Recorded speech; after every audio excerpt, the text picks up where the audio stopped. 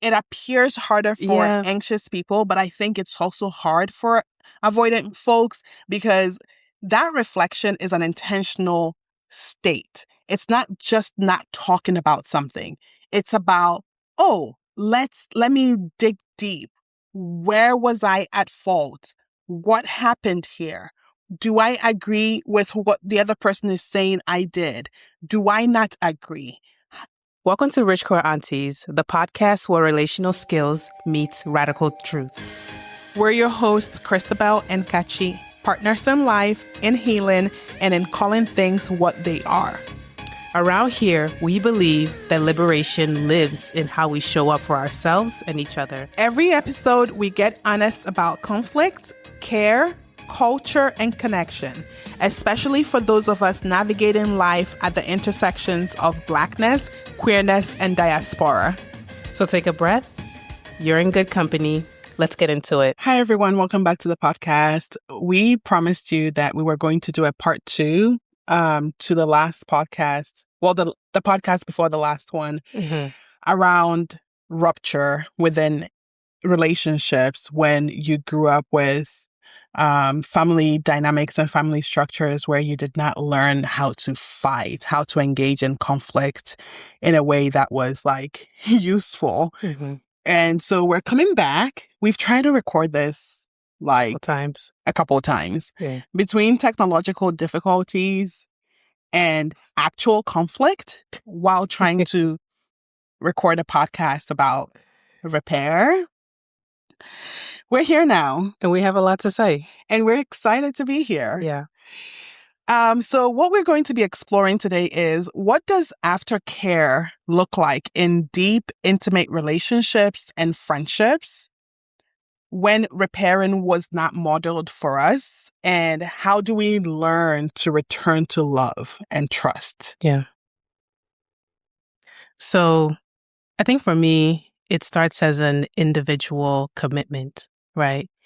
A commitment to stay connected with someone without using the tool of blaming or shaming or guilting yourself or another person for something that is something that you're trying to navigate, right? So that personal commitment really goes deep into the heart of what is it at stake here? What is the most important thing here? Is to stay connected with the person that you want to be with. Yeah. I know for me, it's been very challenging to create a model for myself that I can consistently hold myself to, especially since my MO has been to avoid or to deflect or allow my ego to get so inflamed and so big that I don't think there is anything that I could have possibly done wrong. Or if I feel like I've done something wrong,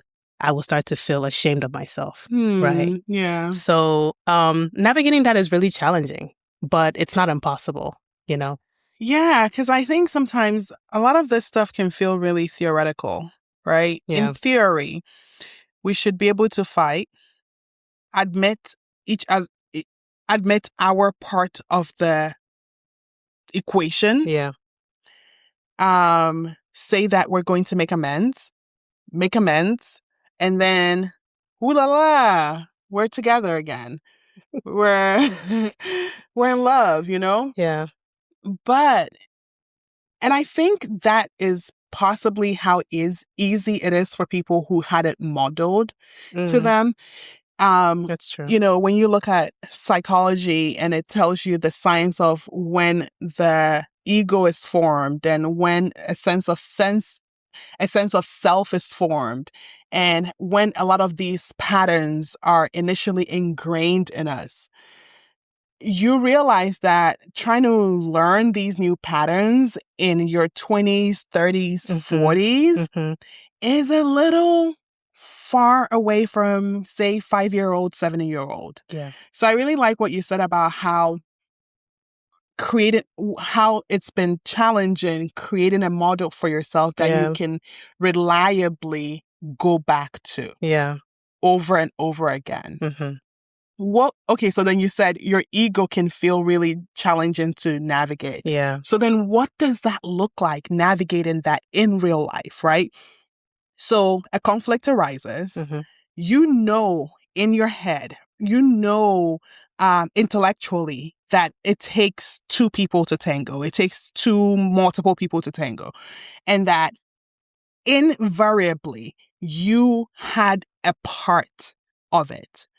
Let's say your part is objectively the lesser part. Yeah. How do you still navigate naming your lesser part, even if it's as little as 1%? Yeah, that's a good question, because naming that lesser part is, for me, it looks like at least communicating that this thing that I'm going through feels really hard. It feels really challenging. Coming to that state of being vulnerable and saying it without making myself feel like I'm a bad person, without even going that route. Just first assume that I can give myself the level of compassion and understanding that if there is a part that I played in it, just say, hey, I may not know how I've contributed to this, but it's really hard for me to sit with this emotion that I'm feeling.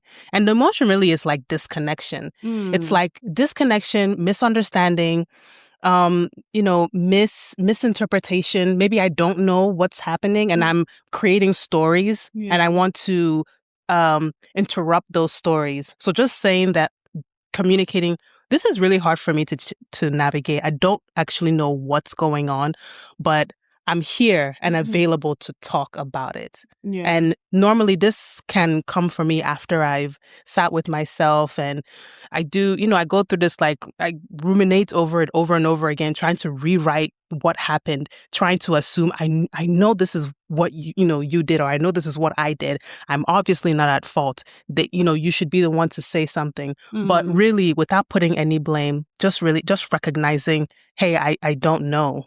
Like, I'm making these stories and perhaps those stories are just not true. Yeah. And it's the courage to say I don't know is really the opening space for having dialogue so that things can begin to move, Do you find yourself able to say that you don't know? Like let's say out of 10 times, how consistently? Probably, I'll say like half. Yeah. Half the time. Yeah. Like, it's always a toss-up, 50-50. Yeah. Yeah. Yeah. It really is. It depends on my mood. It depends on my my comfort level to sit with discomfort, because I think that's when my ego gets really big, when I cannot sit with the fact of, like, I don't know something right now. Yeah. I must know. It must be understood. It must be you. Yeah. If it's definitely not me, it must be you. But at times when I cannot sit with it, I don't know, it really is a 50-50 toss-up. Yeah.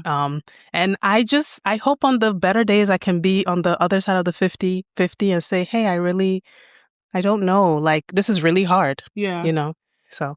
The reason why I asked that question is that for me, I lean intellectual before I do somatic. And so what often helps me is the logic of it.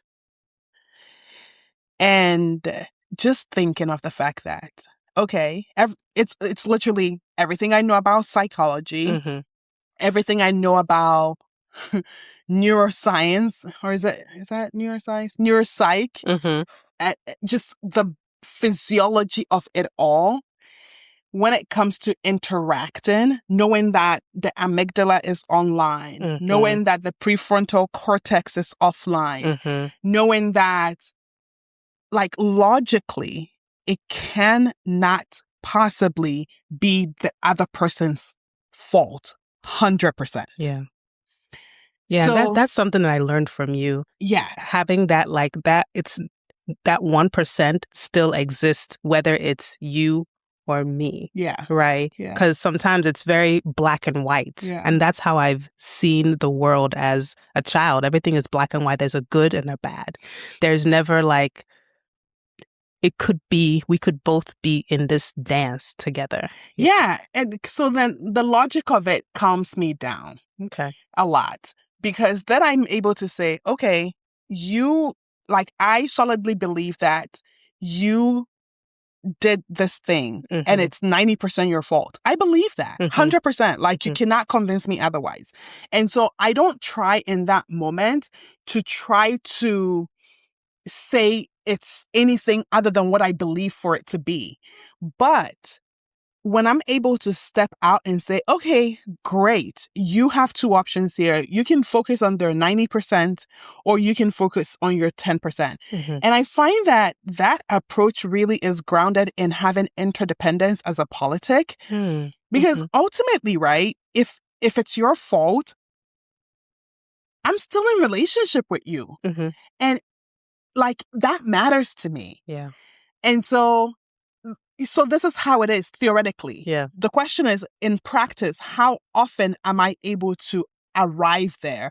How often or how quickly? Sometimes, because sometimes I do think that speed matters. If you let it fester for too long, then the stories like multiply. Yeah. So how quickly am I able to arrive to the place where I'm like, okay, even if you are 90% at fault, how does it serve me to castigate you when you matter to me? Your well-being matters to me. And okay, so sure, I point out that it's your fault. Bet. So now you feel bad. Or that I insist that I had no part to play at all, and it's completely you and only you. Yeah. So now you feel bad. And then what do I gain from that? And not even like you feel bad as in, it doesn't make me feel better. Yeah. Even if you are able to say, if you do say it is 100% your fault. Yeah. So I don't know. So that's a big part of how I navigate it. And similar to you, it's 50-50. It's a toss up. If I'm able to consistently carry that out, or if I'm just like, sometimes I just dig in and that I'm not shifting. Yeah. And to that, I will say that is also acceptance is really helpful. Acceptance of the absurdity of existence, of human interaction. The fact that we even have to navigate this feels so absurd to me that me not being able to follow through with that 100% of the time, I lean into the fact that that is also what existence looks like. Yeah. An acceptance of, I'm going to fuck up 50% of the time, maybe less, in the way I repair, and that is all part of the process. So then I can not be so anxious. I can be a little bit more easeful when conflict arises. Just an inherent acceptance that conflict is a part of existence. Yeah. So then, especially because when you think of it, like, we're two strangers. Yeah, we've been together going on 4 years, but we're two strangers trying to make a life work. And even with my friends, similarly, we're strangers trying to love each other, trying to make our lives work. We're going to rub each other the wrong way, and we're not always going to know how to repair, and the ways we repair are going to be different from each other, and it's going to cause tension. And can I live in a non-judgmental acceptance of that tension? I really like that perspective, because it recognizes our humanity to be imperfect. It's a trueness of human nature to be imperfect, to not be so black and white, right? So that acceptance has, like, hearing that from you and just seeing you and witnessing you model that has also brought more curiosity in navigating repair with you. Yeah. Like, cause like niggas gon' fight. We gon' fight. Yeah. Like running, crossing each other or misinterpreting each other is inevitable. To pretend that it should never exist, again, models this like purity ideology. And that's white supremacy. Or punitive ideology. It's white supremacy. That misbehaving, just anything that deviates from rightness, or like, it's like not necessarily rightness, but like strictness. should be punished, Yeah. should be admonished, should be like there's a whole method, a whole model of carrying out if somebody offends you. Mm-hmm. And there's no model for really seeing your own humanity in the other person as they are not perfect, because that is being a human being. So right? it's two-pronged here. Yeah. Niggas gonna fight. We definitely will. People gonna fight. And the second part of people gonna mess up repairing after a fight. Absolutely. And you're gonna try that again and again until it feels like an easy process to embody. Even then, it's just going to be easier. Yeah. I don't think it's ever going to feel easy. Have you ever seen couples who've been married for 50 years bicker?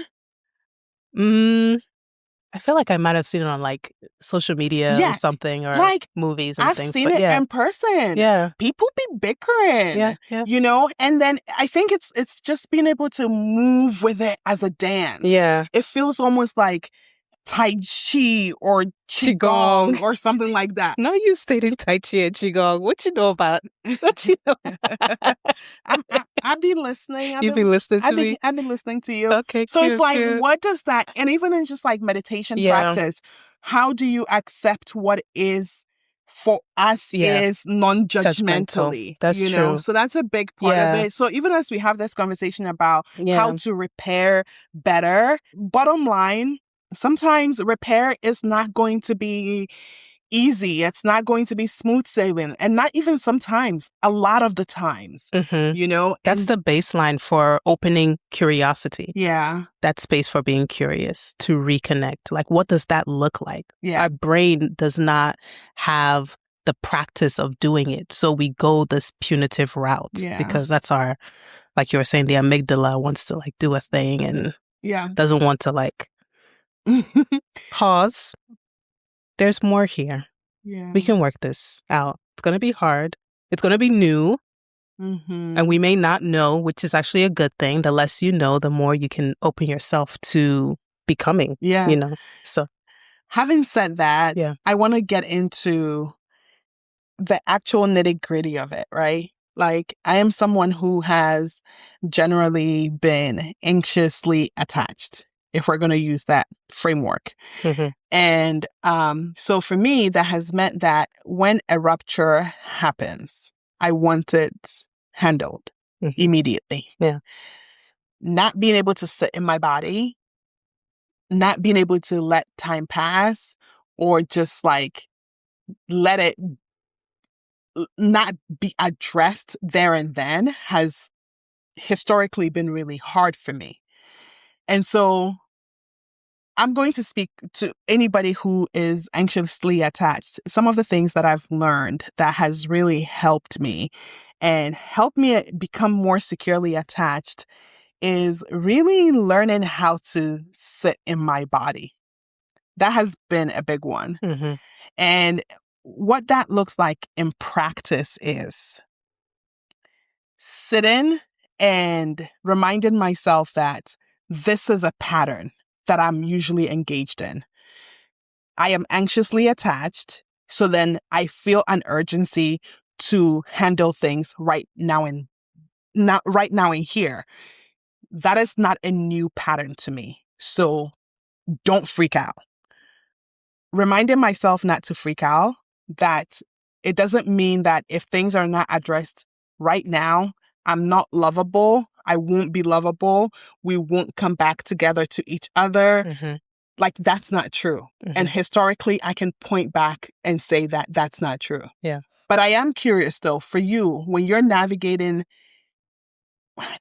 being in conflict and repair with me, knowing that I can present anxiously attached, how do you navigate that?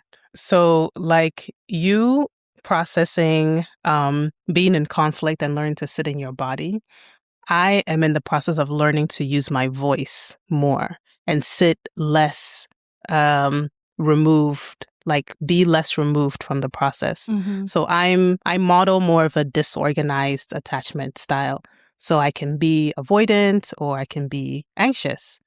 And somewhere in the middle is where I'm trying to straddle. So learning to use my voice and say what's the most uncomfortable thing for me as soon as I see that opening. And that's something that I've learned from you. When I'm able to sit in my body and think about what just happened, and the minute I feel that ease, that release of emotional tension or pain, I do my best to say something. It's just sitting up and walking to you and saying, hey, if I have recognized I'm the one that did something, I can say like, I'm so sorry. I know what I did has hurt you, and I'm really trying to work on this. And I try to express as vulnerably as I can that I'm working on being able to come back to you when I am feeling very offended or very hurt. And it's still difficult for me to do that. Yeah. But I'm working on being more vocal. That's something that as a child was either beaten out of me or discouraged, is to stand up for myself. Yeah. So when I know that that's something that I'm practicing for myself, I'm going to do it regardless. Yeah. You know, so as someone that is navigating, knowing what to say when things feel really, really hard, just saying anything, something allows me to practice my voice, using my voice, and hopefully hopefully that you can see the work that I'm doing. Yeah, no, and be present with it, you know? Yeah, thank you. Yeah. I absolutely see it. And it's going back to what you said about when you notice the tension has left your body, like there's a moment, right? Yeah. Isn't there? Like Yeah. it's one of the biggest things I've learned, and I've gifted myself like in my 40s now, where I feel like, oh my gosh, I am so glad I worked on this in my early 30s, because it used to be when I feel that tension leave my body and I don't move towards the person, it's because I'm like, I'm doing a few things. I'm the one who always goes to the person. If I go to the person, they're going to think I'm a fool. Oh my gosh, I'm such a fool. Like it's that recurring message of I'm such a fool. And there was a point, I don't know, there was a period in my 30s where I was just like, oh my gosh, you are approaching the person not for them, but for you too. Yeah. The tension has left your body, and seeking connection again is for you. Yeah. It's a good thing. Yeah. Regardless. And Buddhist principles really helped me with this, where I began to like really dig into the fact that our innate nature is goodness, that we're innately good, that we're love. Our very nature is love. So any action that moves me towards love is a net good action. Yeah. And if someone thinks that because I am moving towards more love, I am a fool, oh my gosh, they are the fool. And so that's where learning relationships that feel safe for me to do that in has been, and moving on from relationships that did not feel safe for me to do that. Because yes, there are some relationships that you will end up being the fool because you're reaching for connection and they are penalizing you for reaching for connection. Because it's one thing that for my partner or my friend even not to have the skill to be the first to approach and therefore appreciate me, be more skilled in that arena and saying thank you to me for coming to them. And it's a whole new thing. It's a whole different thing for them to now think that that gives them an upper hand over me. Yeah. And I think it's important to note that distinction because, but again, I am so glad that I still practiced that. And it would take actual talking to myself out loud, like, go. If you're full, then you're full. You're practicing this for yourself. Because sometimes we are practicing these skills with the wrong people. And I think it's still valid. because you still move that skill that you learn into the next relationship, into the next friendship, into your relationships in general. Yeah. So I just want to say, if you're listening, you do know that sometimes practicing these things with certain people, they're not the right person. Yeah. Because they will literally watch you give, and never give back. And the work is still so worthwhile. It is still so worthwhile to do that work of recognizing, okay, the neurotransmitters have left my body. The amygdala is chilling a little bit more. My prefrontal cortex is back online. I feel a little bit of ease. Let me approach. Yeah. Because by doing that, you're moving back into love. Yeah. And I don't think there's anything greater than that. I agree with you so strongly. And I think a great form of self-love is self-trust, nurturing that so strongly, so deeply rooted that no matter the kind of reaction that you get from anybody that's seeing you trying is going to affect it, because it's not even about them. Mm-hmm. They want to make it about them by making you feel small. Yeah. But it's really about you working on something that you know inside over time. When you look back, you will say, wow, like I'm so proud of myself that I trusted myself, that I did that. I worked on something that I told myself I'm going to do.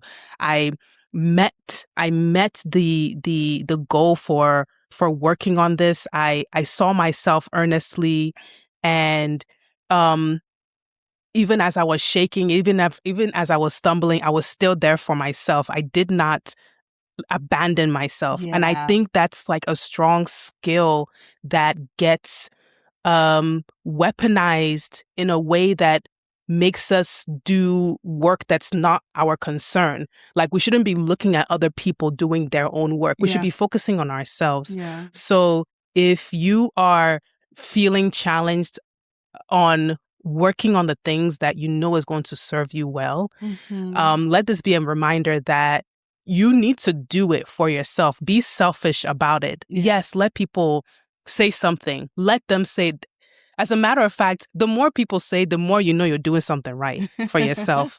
And inevitably, as you're doing something right, deep down inside, those people that are talking, like, they're low-key jealous that they're not able to assume to that greatness, to actually recognize you in the work that you're doing. And that's something I've learned from you. I've become better embodied in that practice, and it has transferred with the way that I approach my parents. I'm able to build relationships with my siblings, and to be less scared of myself, to be less scared of being imperfect, because the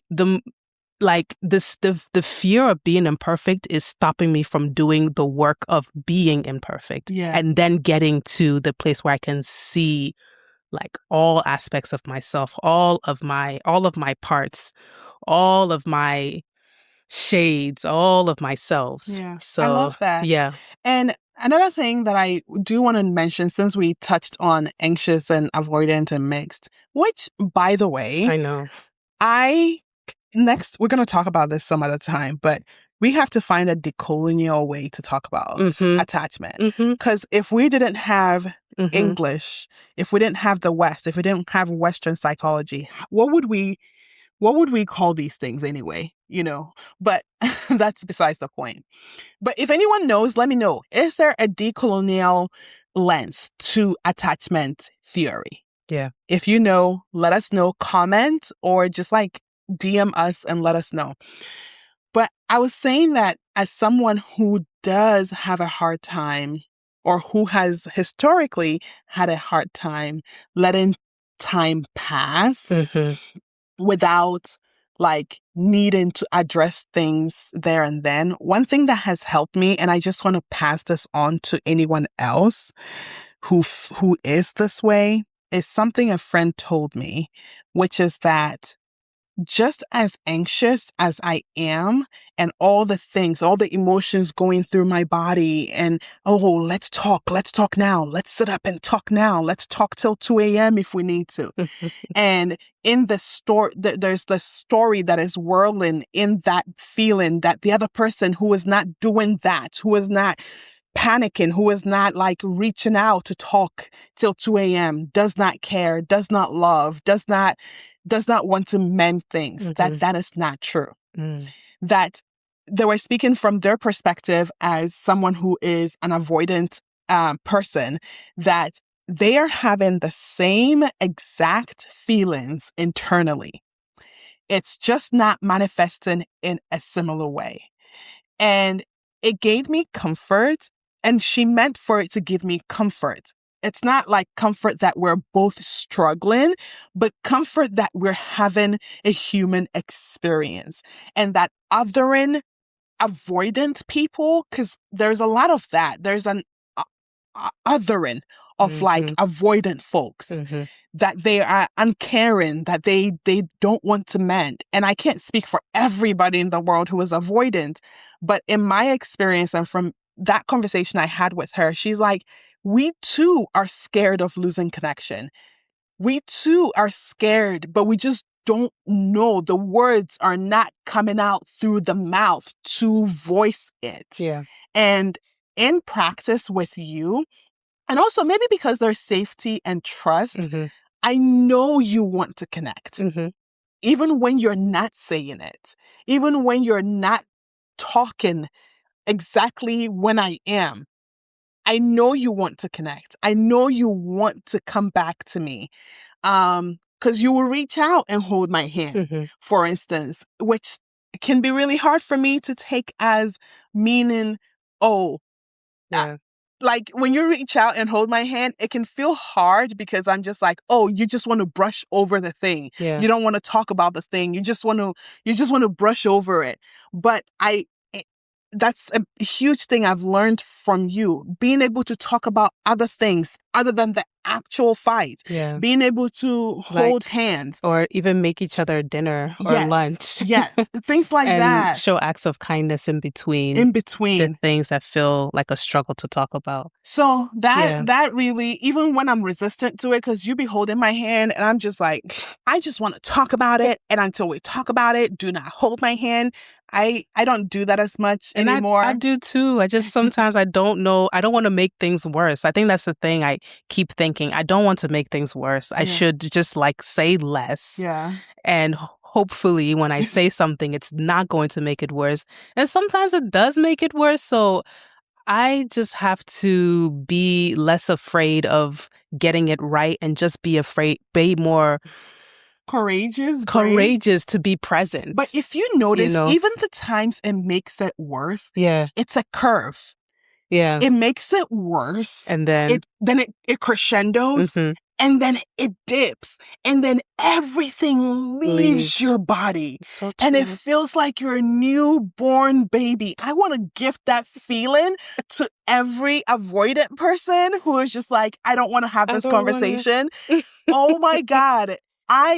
Time and time again, being able to just like talk about the thing eventually. Yes, we can make the lunch, we can make the dinner, we can hold hands, we can let time for reflection happen. Yeah. But that conversation, that going back and forth, getting to know your own mind through the interaction with another human being, and just like getting to see their perspective, getting to understand the relief, the nervous system level relief that comes from that. Yeah. I still think that, it's still tea. It's still tea. It's still tea. I agree. Yeah. I agree.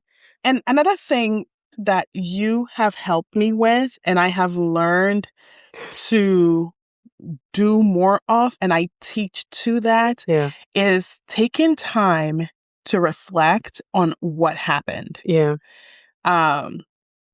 This is, again, harder for, it appears harder for anxious people, but I think it's also hard for avoidant folks, because that reflection is an intentional state. It's not just not talking about something. It's about, let me dig deep. Where was I at fault? What happened here? Do I agree with what the other person is saying I did? Do I not agree? So that when you come back to the table to have a conversation, have a repair conversation, you're coming up to the table from a place of clarity of your own mind, right? To some extent. Know what you're not folding into shame. Yeah. You're not just coming back to say, oh, I am a horrible person. I'm a bad person. Forgive me, forgive me, forgive me. Because apologies suck so bad without reflection. Because what are you apologizing for? Why is it so fast? What is like, what are you apologizing for? So I've learned a lot from you, because sometimes, yes, that it's not just a matter of just like talking immediately. It's a matter of like, have you taken time to reflect to know what actually happened according to you? Yeah. Yeah. That does help repair move quicker, because when you see both perspectives and you start to see, oh, these are places where we've misunderstood each other or misinterpreted each other. Yeah. And then also part of that reflection is after you've said the thing, having the other person read back to you, what did you interpret from what I just said? Yeah. I think that also part of repair is like allowing the person to feel heard, allowing yourself to feel heard too and seen. And then in that process, it feels less like we are creating these false images of each other. Yeah. You're a bad person. You're a good person. So then I'm a bad person. But we're actually just two human beings in that process. The last thing I wanted to touch on is, do you find that conflict and repair and your approach to it differs between a romantic partner and friends, platonic friendships? And why do you think that is, if that's the case? I don't think there is a real difference other than in your romantic partnership, you are having physical intimacy. I think the repair process feels very similar. Do you think people are as committed to this repair process with their friends? I don't know. I don't think they are. I don't know. I don't think they are. They don't think so? Okay. I think that, and I know this from personal experience, where friends have discarded our relationships over like issues that, in comparison to what they put up with their partners, with their romantic partners, is like minute. It's so mind-boggling and it's so sad because, and you know, like it'll be just like something happened, right? Yeah. And they're just like, okay, you crossed my boundaries. This relationship is no longer for me. That's it. Which they're well within their right to do that. But that's not what's happening in their romantic partnerships. They are going above and beyond. They are with dusty ass men who are not making the move, who are consistently like disappointing them to the nth degree. But I think that's patriarchy, yeah, that's what I was right? gonna say. I think if it models very heteronormative structures, it feels like that. Yeah. But I think within a queer setting, you can challenge that norm. Yeah. That's why I say I don't know. Yeah, because no.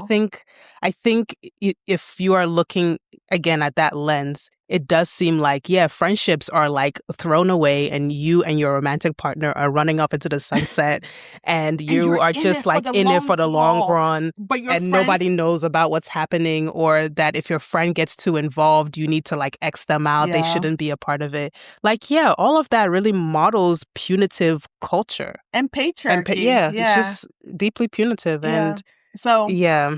So I like, really, I think, I know we're a couple. We're a romantic couple. But baseline, we're friends. Yeah, I know we're doing this podcast together. Yeah. So I think sometimes I'm worried that people are going to think that this is only applicable to romantic settings. No. It is not. It is not. Queer your relationships. Yeah. Queer the fuck as a up politic. As a politic. Audre Lorde taught us that. Yeah. Queer as a politic, not as who you sleep with. So all this effort that you put into your romantic relationships, put those same efforts into your friendships. Where all we got, the friendships and the community you build from that place of friendship are who are going to hold you as empire crumbles. They are the people you build infrastructures of care with. They are the people that, like, literally you can share childcare, elderly parent care, home care with. It's not just your partner or your partners that you sleep with. So, yeah, I just want to really, really put that disclaimer out. This is not dating advice. It's relational advice. You know, it's not even advice per se, but it's applicable. Whatever you get from this, just remember that it's applicable to more than your romantic relationships. Anything else you want to add? I think that's it for now. I think we did a good job. I think this is a topic we can talk about forever. And at this point, we've recorded this 3 different times. So we're going to come back next week talking about something else. We don't know what that is.